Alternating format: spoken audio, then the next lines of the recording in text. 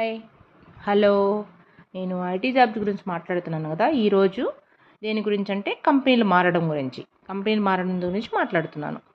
IT jobs ఒక చోటు నుంచి ఇంకొక చోటుకి వర్క్ వర్క్ పరంగా లేకపోతే మంచిగా చేయలేకపోతేనో 1 or 2 టైమ్స్ మారుతారు. కానీ ఐటీ జాబ్లు వచ్చేటప్పటికి కంపెనీలు మారే కొంది మంచి ప్యాకేజీలు వస్తాయని అందరూ 4-5 కంపెనీలు మారేసి మిగతా జాబ్లో అయితే ఇలాంటివి ఎన్ని ఉండవు. ఇక్కడ మాత్రం ఐటీ జాబ్ వాళ్ళకి మాత్రం ఎన్ని కంపెనీలు మారితే అంత గ్రేట్ అన్నట్టు అంత ప్యాకేజీలు పెరుగుతాయి. అదేంటే మల్టీ టాలెంట్ అంటారు. లక్షల ప్యాకేజీల కోసము కంపెనీలు మారి డబ్బు దోచుకుంటున్నారు.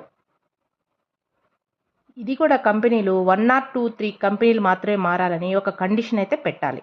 ఎందుకంటే వీళ్ళు మల్టీ టాలెంట్ అని ఓవర్ యాక్షన్తో అన్ని కంపెనీలు మారి ప్యాకేజ్ పెంచుకుంటున్నారు, ప్యాకేజ్ కోసం మారుతున్నారు.